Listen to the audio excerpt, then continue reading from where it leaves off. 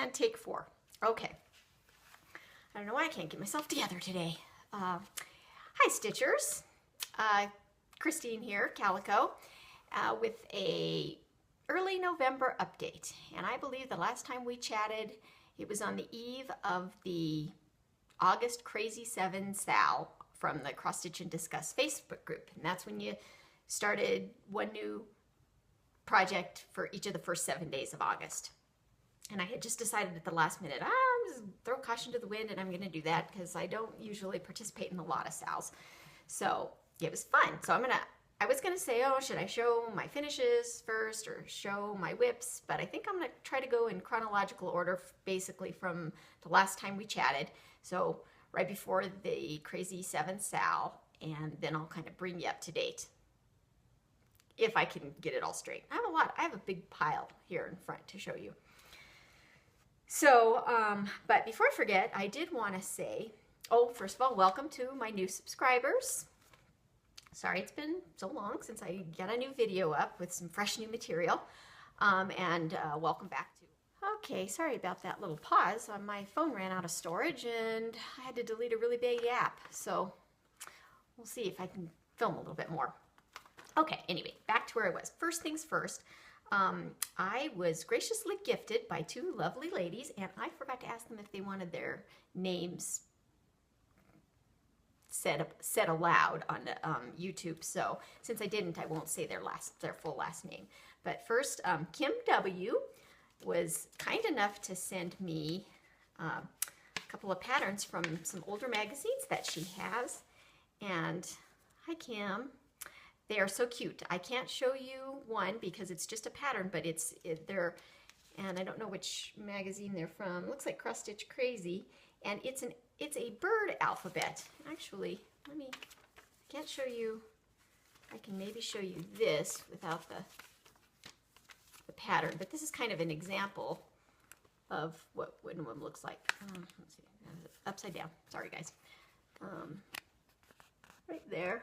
Like that's the letter U. Isn't that cute? Whole alphabet I have, so that's going to come in handy. It's just adorable. Thank you so much, Kim. I really appreciate it.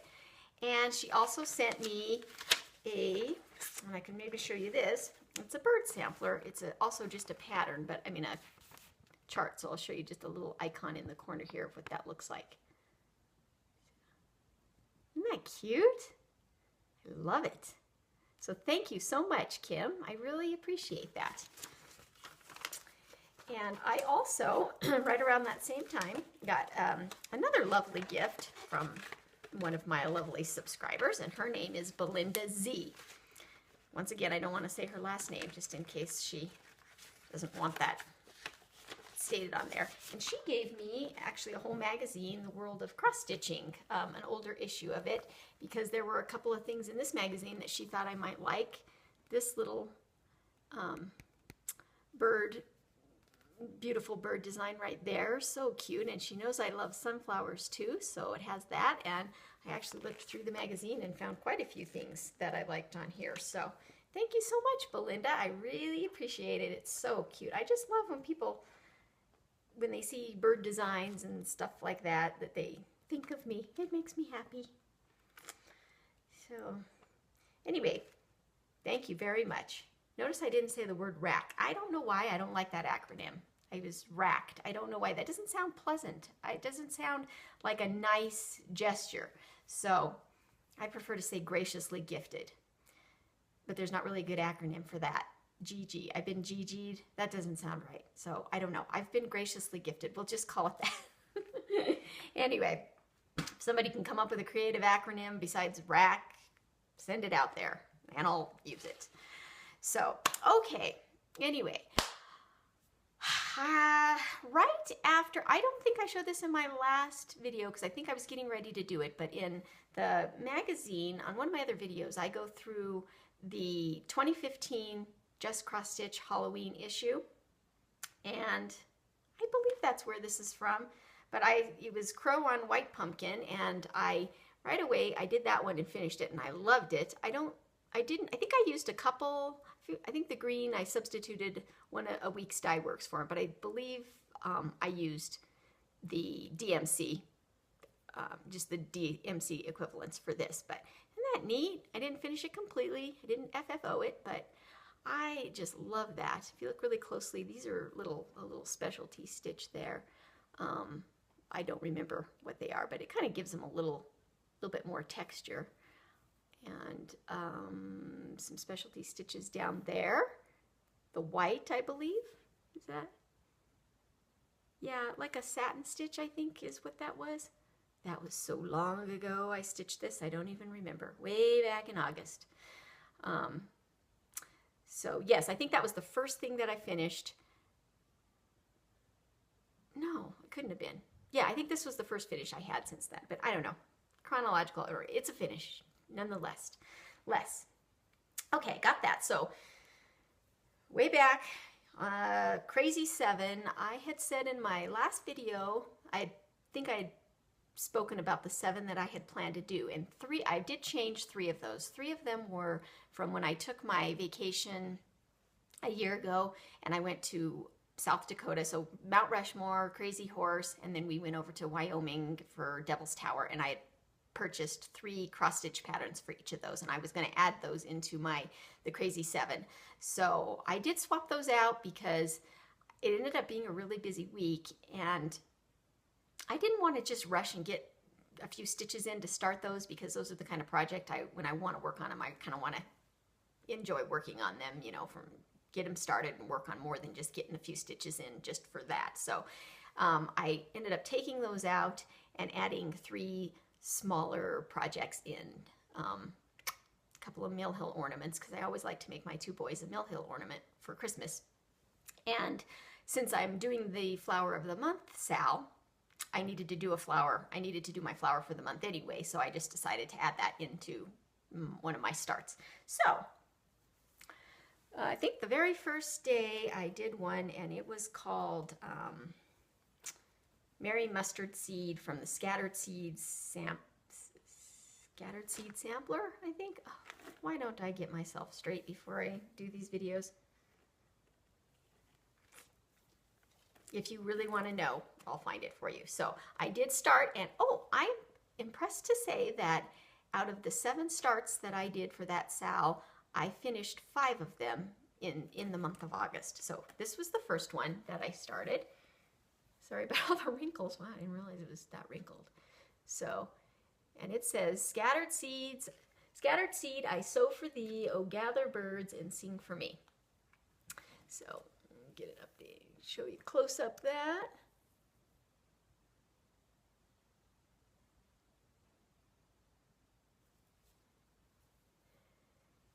And originally the pattern, this is, I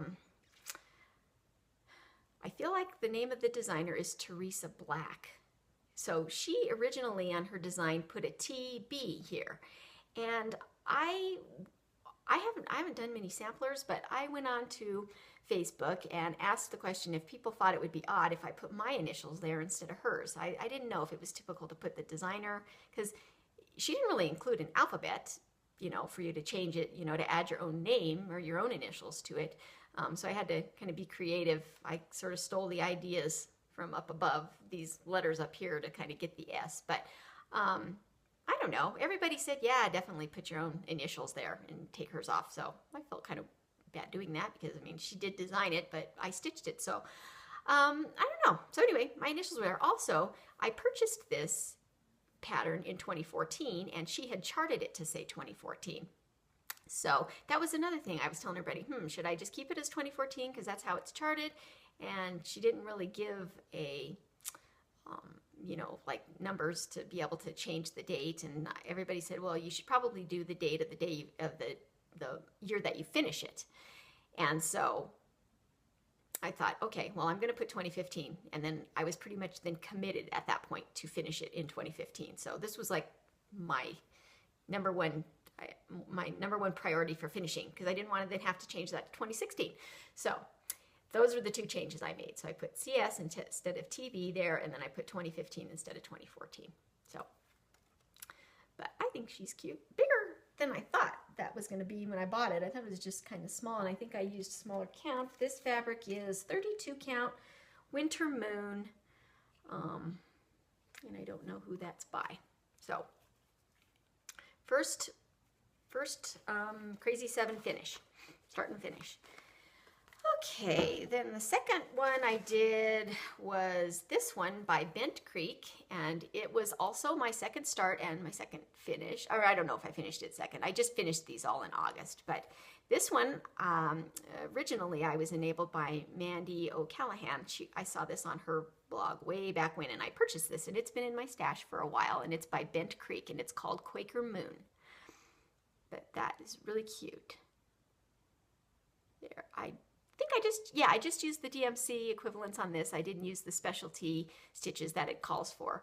And I was originally thinking that I might want to, it just feels like it needs something up here. I don't know. I mean, I was thinking about maybe putting some star buttons up there, or originally I was going to, you know, maybe put a little alphabet or something and make it a sampler. But for now, I just left it as it is. So, Bent Creek, Quaker Moon. Very cute. Okay, then the third start and finish I did was a Mill Hill ornament called, Crinkle Crinkle. If you can see, it's this Mill Hill ornament called Caramel Apple. And here's my finish for that. There. See if you can kind of see the beads on there. See that okay? It's got, you know, for some reason, this star I put on always wants to flip backwards. So it does have a front and a back side, if you can see, but it wants to always flip to the back side. So there's a close-up of that. So cute. These Mill Hill ornaments, they always just look so nice when you stitch them up. They're just, no video or picture can do them justice. They're just so sparkly and fun. So I highly recommend doing those if you haven't done one, and they just stitch up really quick. Finish that in no time. Okay, I got that finished, and then I went ahead and stitched my other son his ornament. And it's also from the same collection, and it's called S'mores, right there. And that is how it looks stitched up. There. You can see the little white beads and some in the cherry, so cute. And I have never stitched anything that the colors of floss just made me so hungry. I mean, they picked the perfect colors for like chocolate, like Hershey's chocolate, and just that marshmallow and the graham cracker. I'm telling you, this made me so hungry stitching this. So very cute. Now I need to finish the backs on them. I'm gonna put a little piece of felt, and you know, I want to put the year that I made it, because I'm gonna send all their ornaments off to them when they get married, and they can take them all with them. So I like to keep track of the years that I stitched their ornaments. Okay, so that was 1, 2, 3, 4. That's 4 out of the 7 so far. And the next one I started was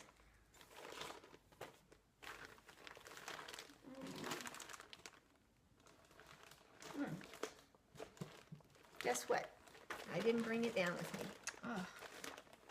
Oh, I should say, I meant to say this at the beginning of the video. This background that you have to look at, I apologize for that. I'm in my basement, and we're in the middle of remodeling it, and I didn't want to film upstairs because I homeschool my boys, and they're doing school upstairs. As a matter of fact, I think they're taking a break now, but they do their school right kind of in the middle of our kitchen where I've been filming, and I think I've said in the past I don't like to film when people are listening to me and watching me, and I didn't really want to invade their space either because they're doing stuff. So anyway, the only good window that I have light coming in right now is the basement, so it's probably very echoey down here too. So anyway, sorry that you have to look at that. I'm going to pause you for a second because apparently I forgot my stitch, so let me go get it. Okay, sorry about that. I had to go upstairs and get it. So the next start that I did was my August flower for the Flower of the Month Sal, which is gladiolas. There's one, and it had some bees in it, which was really cute. Kind of fun to stitch. So I started that one, finished it in August, and then while I'm at it, I'll show you that I did also after that. Okay, oh, this phone keeps stopping on me. So anyway, I may have to stop and take my video off so forth. Okay, so this is the September flowers, which is aster, and then after that, I've gotten this far on the October flower, which are, gosh, I can't remember the name of them because I've never heard of it. They're like marigolds, pot marigolds, candela or something like that. I can't remember what the name of it is, but I did not get my October flower done in October because I was doing so much other stitching. So I'm going to try to get caught up and do the October and the November flower. So if you want to see how this is looking all together, so far, just a minute. There, can you see that? Oh, so I'm almost done with that. Almost made it through the year. And that is the Flower of the Month Sal by EMS Designs. Ellen Marer-Stroh, I think is the name of hers, and I think I have a link down below to that if you want to join. It's just kind of an ongoing sal that she has up. You can really start it at any time. I joined a Facebook group to start this year, but you can join and do it at any time because all the patterns are available for free. I should mention for free online. Okay. That, and then this is going to be the first one of the Crazy 7 that I started that I did not finish, and it's my Biscorn U. First Biscorn U that I've ever done, and I'm not done with it yet, so I can't actually say that I've done it, but this was, I think I was in my last video mentioned that I was going to use my first ever silk embroidery floss, and I was going to head to my local needlework shop, and I went in. That next day, I drove down there and asked her if I can see the silks, and I looked at the Gloriana silks, and everybody that says when you touch these silk threads for the first time, I mean, they are soft. I'm going to say just like everybody else does. I cannot believe how soft. And I just looked through all the colors and just picked a variegated one, and I went with one called Harvest Grape. There we go. Gloriana. It's called Harvest Grape, and these are the lovely fall beautiful colors that they are. And I got one side of the Biscorn U done, not the other. And this is what it looks like. Gosh, those colors are so, I just love those colors. Very Harvest Grapey, I guess you can say. So, yeah. So I'm getting ready to do the other part of that. But, yeah, I was really hoping to get that done, but another day, another day. Okay. And then the last and final Crazy 7 start, that's probably my biggest one, is going to do from this book here, the 5 Seasons of Quilts by, what's her name? Can't remember. You know her. Ursula Michael. Yeah, sorry. And I decided to do this one right here, which is the fall pattern. So what I'm going to show you is I started right in the middle with that quilt, and I'm stitching this there. It's going to be a pretty big project, so I'm stitching it on I think a higher count fabric. I don't remember which one. Looks like I'm stitching it on 36 count, so it's not that high, I guess, not as high as some of you stitch on. Legacy, and this is my measly little start on it.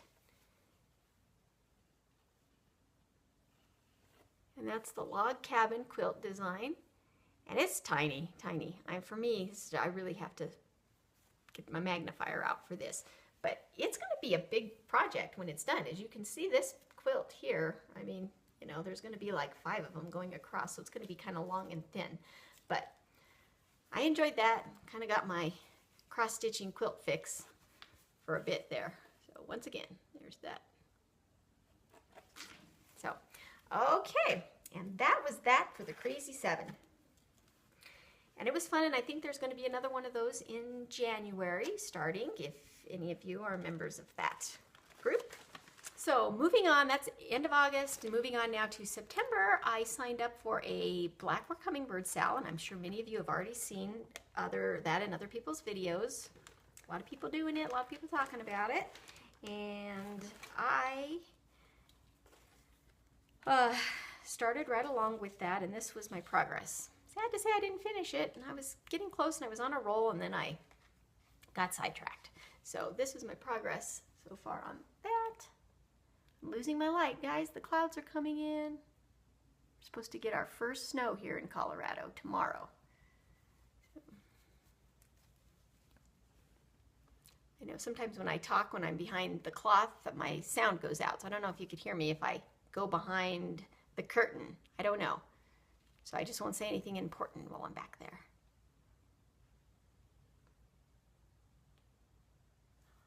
Oh, and I should also mention that I purchased my first ever needle minder from Marika over at, oh my God, I'm sorry, Marika. I'm drawing a blank on your channel name. I'll flash it along the screen here. Because I know Crafty Bit Creations is her Etsy store. Anyway, I'll link that below too. She made this cute little hummingbird needle minder, and a lot of us that were in the Facebook group for this hummingbird, hummingbird project, the Sal, purchased these. So yeah, you know, hard to believe, I can't get on board with using a needle minder. Even though I had this, I kept forgetting it was there. I mean, I have been stabbing my needle like this into the corner of my fabric or the edge of my fabric as long as I can remember, and that's what I always do with it. So I'm really trying to embrace using a needle minder, and I know that a lot of you collect them, and there's a lot of really gorgeous ones out there, and I was even going to make a few of my own because I have some of these really strong magnets that my husband had, and I thought, oh, I should make some, but I just can't get in the habit of using them. I don't know what it is, but it does look nice on the fabric though. So, and it looks nice with this little hummingbird. So let me talk about this. I had, this is my only second try at Blackwork. I did, right when I knew this was coming up, I practiced. I think I may have shown in one of my videos a pair, just a little Blackwork pair that's free on the internet, and I tried that. I thought, oh yeah, that's kind of easy to do. You get in a little routine.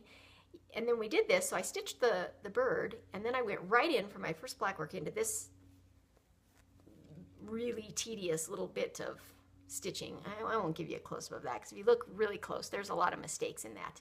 And that kind of just boggled my mind, and I thought, oh my God, this is going to be way harder than I thought. And then I went into outlining this flower, and I was making all kinds of mistakes with that too, and I thought, you know, I need to ground myself with some stable stitches. So I think I ended up going over to this corner and working my way this way, and I had an okay time doing that. And then I don't know, this was definitely the hardest part of the project. I mean, I've got the hardest part done. Now there's a lot more Blackwork that needs to be done in between here, but it looks pretty easy. It's just kind of some shading and some lines. And then down here, this is pretty heavy, filled with just this same pattern here. So I think once I get on a roll and get in a routine with that, but I don't know how I feel about Blackwork. It was kind of a love-hate relationship with this. I liked it, and then I wanted to pull my hair out, and then I'm like, wow, this is kind of addicting, and then I wanted to pull my hair out again. So I don't know. Still on the fence with how I feel about Blackwork. And it could have been the fabric I was using. As you can see, I'm using the sparkly, you can kind of see in there, it's a little, as a matter of fact, I can tell you exactly what it is. It's, well, it just says white opal, 32 count white opal. I believe it's Lugana, if I remember correctly. So maybe doing Blackwork on 8, it would have been a little easier. I think I kept getting, like, missing one hole, and then it would throw the whole thing off. So we'll see when I get that done. Okay. It was fun though, and I love the hummingbird. She's very, very pretty. But I stopped that because I was just dying to stitch some fall colors, because we're now moving on into September, And I think that's what, I think I stopped working on that to work on my old whip from last year, which is the Glory of Autumn by Dimensions. And that's what it looks like. And I believe last year I had done this tree and the fence and part of this. So I wasn't quite about that much. So I've now picked that up again. And let me take it out of the hoop so you can see it better. Got some strings hanging, so I'll have to ignore those. I'm not quite sure why I left those hanging. So this is my progress so far on that.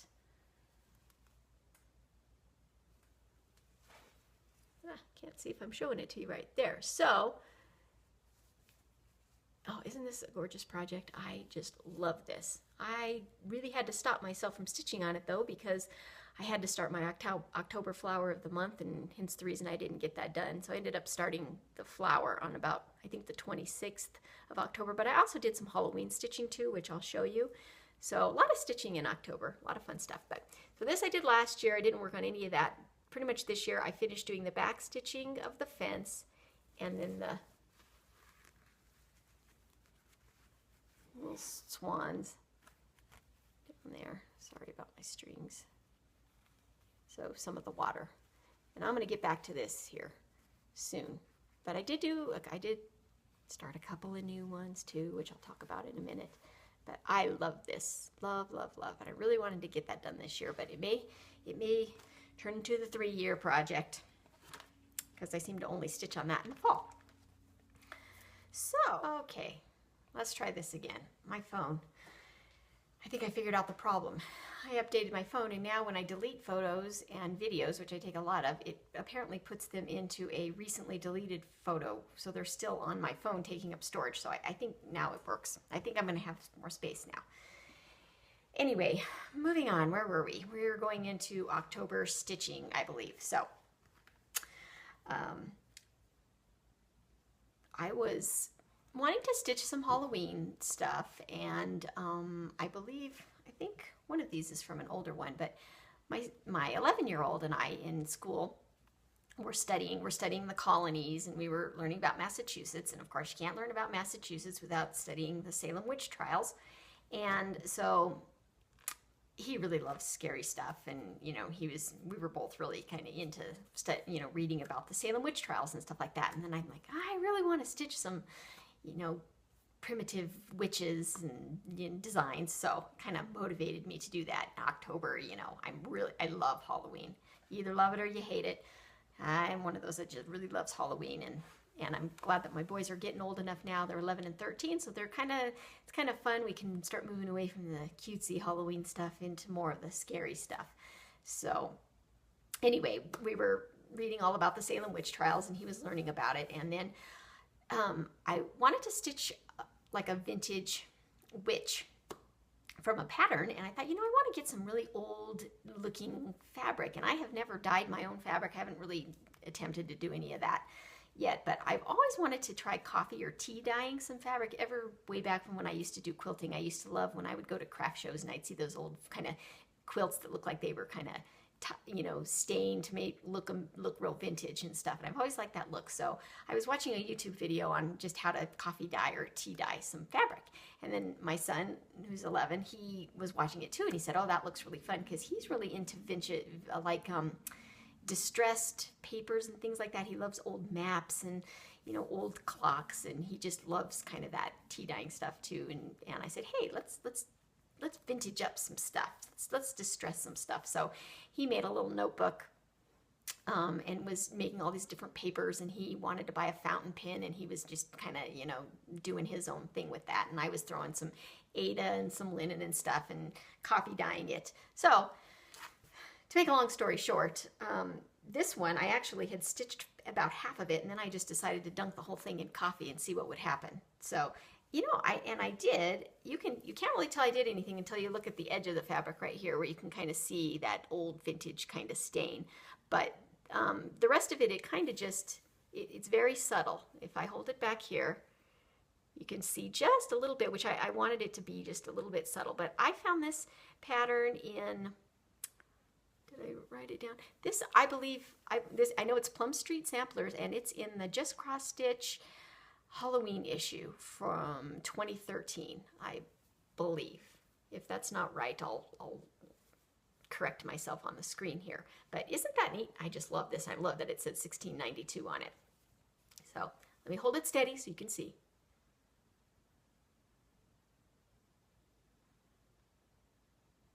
So very subtle coffee dyeing on that. And then I did some more where it kind of, I crinkled it up and just, you know, made it kind of get in there a little bit more in the creases and crevices and stuff. But I just loved that. I just love this. There is a YouTuber by the name of Fiber Artsy who I love to watch her videos because she does a lot of, she's really into Halloween too, and she's got some great videos about all of her Halloween, stitching, and she likes to stitch witches. So she kind of inspired me because she's gone through and stitched a lot of things that I remember seeing in magazines thinking, oh, I want to stitch that, and then she actually stitched them. And so I really just love her channel, and I love the things that she stitches, especially the witches. Stitch witches. So moving on to more witches and more tea dyeing, coffee dyeing. I decided coffee dyeing I liked better. For one thing, it smells good because it smells like coffee, and I think it makes a stronger dye. So I found this one in this year's, oh, what happened to my light? The 2015 Just Cross Stitch Halloween issue, and I have it in this little hoop because I'm gonna actually frame it in this little hoop. But you can see right here, she's quite a bit stained up, a little bit more. You can see that stain. So I think you either like that or you don't, but I think it just makes it look vintage and old and haunted and creepy. So I am going to keep it in this. I think it would look really cute. I have to just figure out how to do the back to look nice, but I think that looks nice, doesn't it? Cute little witch with her little black cats and her pumpkin and on the stained fabric. So yeah, my attempt at hand-dyed fabrics with brown. Really exciting. But I like that look. So this, like I said, this was called, and I did write keep the paper down, sorry for the crinkling. This one is called, oh, it was actually supposed to be made into a needle book, but I didn't do that.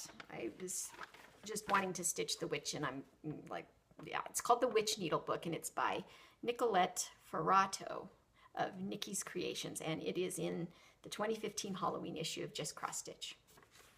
So, moving on, because I still hadn't had enough of my Halloween stitching, I decided to do this one here from the same magazine. I just have my Xerox of it. It's called Black Crow. And this isn't the color copy, this is just my Xerox. And it's from the same magazine. I did it, but I didn't quite do the border quite as thick as this. I sort of made a thinner border and did something. But I want to show you because I think I did the world's fastest FFO with this. So I'm going to take it out. First of all, actually no, I'll show you it. I'll show you it finished. So this is it. Okay, and it's in this little frame right here that I bought at Hobby Lobby. And as you can see, I just did the border a little bit different. I didn't do it as thick. I only did one line of that stitching, and then did sort of just a running stitch around. And so what I did to make this the world's fastest FFO is I purchased this frame just as it is at Hobby Lobby, very distressed old frame with a piece of burlap, and this is exactly how it comes. Okay, with a little clip, and I thought, oh, how easy that would be just to stick a little cross stitch in there. But I didn't want to finish up something too nice, you know, you don't want to make it look too finished around the edge because it's kind of a distressed finish. So I just decided to fray the edges on this, just like that, really simple, no sewing. And then I just took some of the edges that I took off, I just kind of frayed the edges on that, sewed it with a button, really didn't even finish that off. I'm telling you, it's like quick. So stuck that on, and then all you have to do is clip that little thing,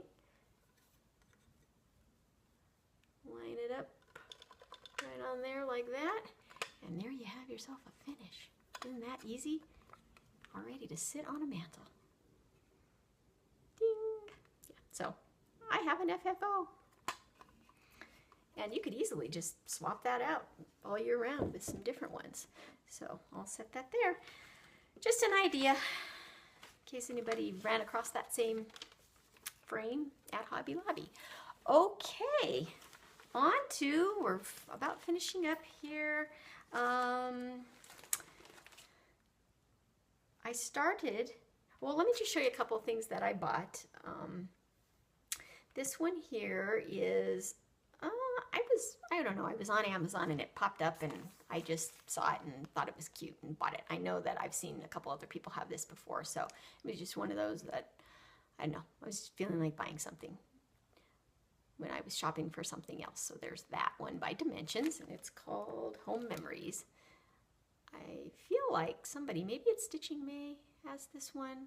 I could be wrong about that, but I know I've seen it. I've seen it on somebody's channel. So got that one, which no immediate plans for that. And then I was watching, and I'm going to correct myself, but I believe I should have made notes on this. There's a newer Flosstuber named Karen Fox. Hi, Karen. And she, if you haven't seen her channel, I'm going to link it below. I'm going to link Fiber Artsy's channel below too, because I enjoy both of theirs. But she had this hanging in as one of her finishes. And it's so simple. This is one of those, if I were to see the kit, I probably wouldn't really purchase it because it just doesn't look like much. It's just this chair with the flowers on it. But she has it stitched up and framed and in her hallway. And I spotted that and I thought, gosh, I love that. So I just had to go and buy that. It was actually still available. I think it's an older kit, an older Dimensions kit. You can tell they're older and the floss needs to be sorted, so it's an older kit. But I bought that because I think that's going to go along with another kit that I bought a while back that's also a chair.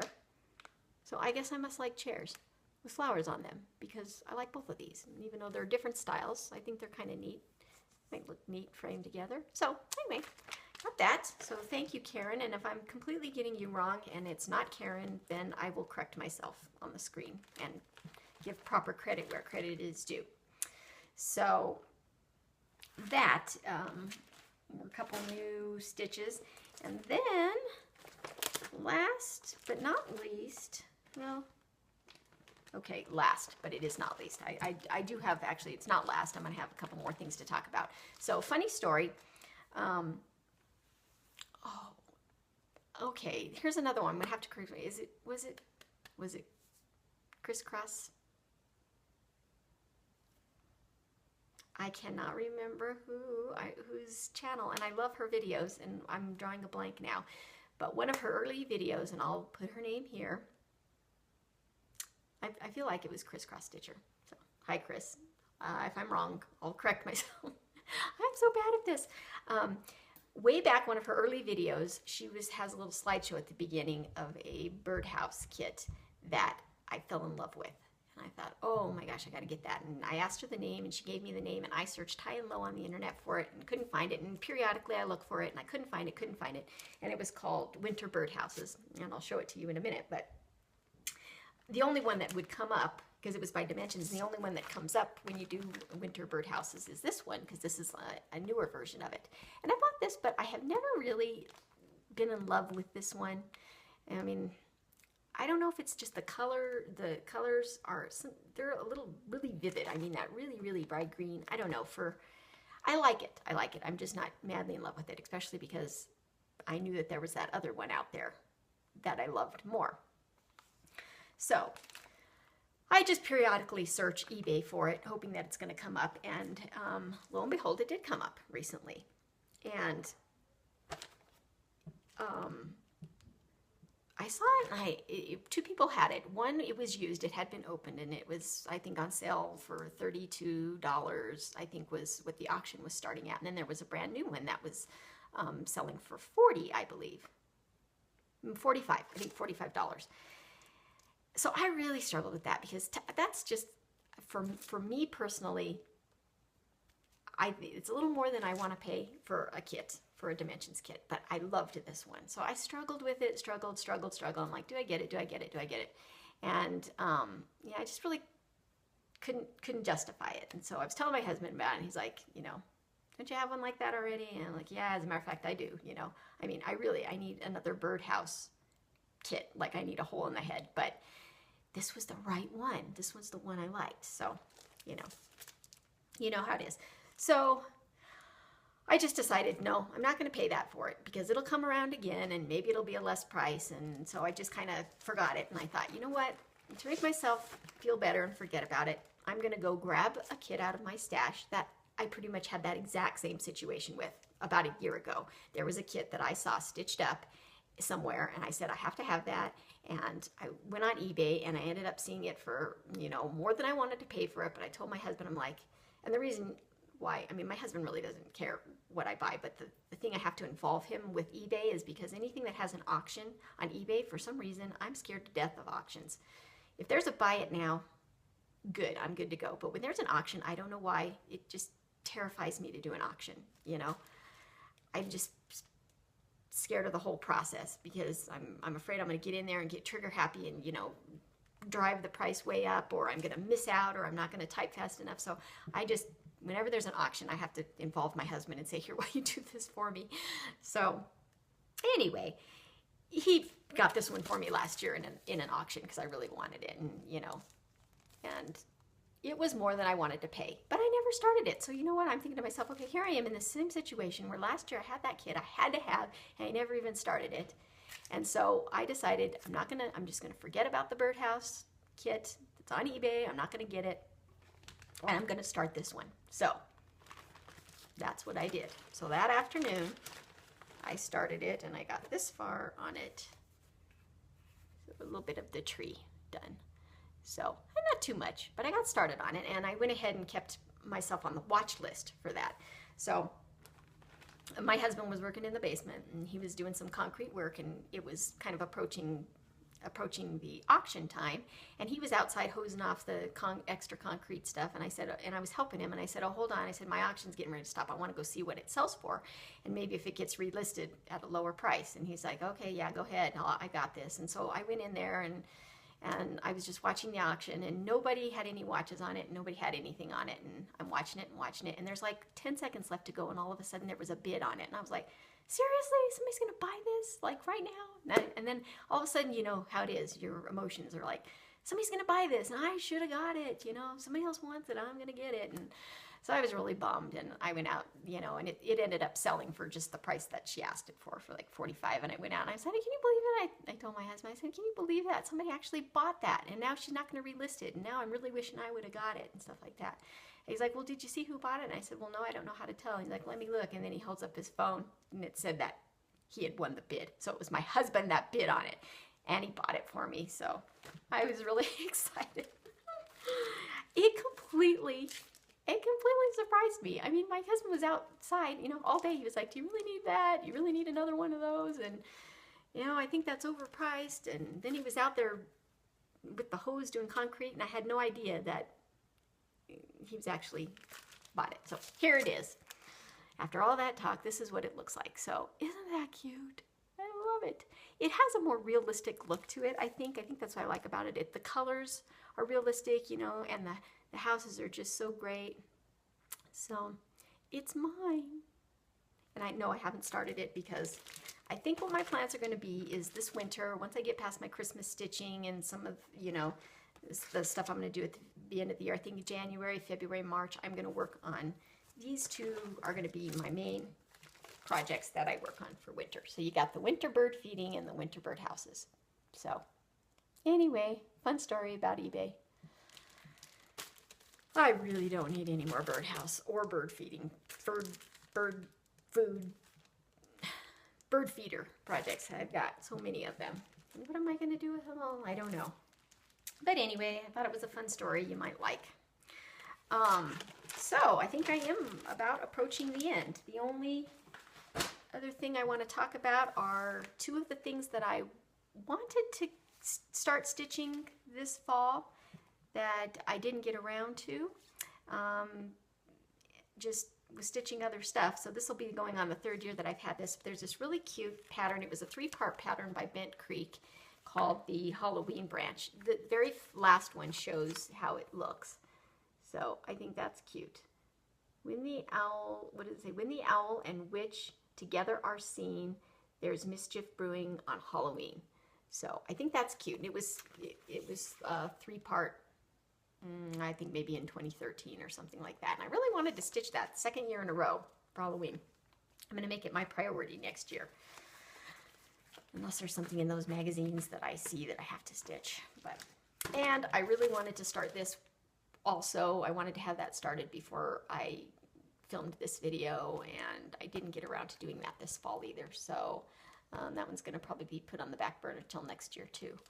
So, gosh, I think that's it, guys. Now, before my phone goes out again on me, I'm going to end it. I don't think there's anything else that I wanted to talk about. If there is, I'll add it on. But yeah, that's it. I guess for the Christmas stitching that I'm going to do, I got my 2 ornaments done. And I think the only plan I have for Christmas stitching, I should have grabbed that, is a Santa, a little Santa I have that he's holding a lantern and there's some birds around him, and it's real small. It's a Dimensions kit, and I started it the year before last, and I didn't work on it at all last Christmas, so that's my goal, to get that finished up. So my flower of the month for November and December, I'm going to do my Santa. I'm going to pull that out, and then I'm just going to work on, I think, the bird feeder, the snowman, and the birdhouses, and I think that's it. That's going to be my plan. So I'm going to try to get a video in before the end of the year, but I can't make any promises. I might not see you till January. So and I'm going to go edit this and add in, figure all the, hopefully I didn't make too many mistakes with names or pattern names. But all right, I guess that's it. So until next time, see you later.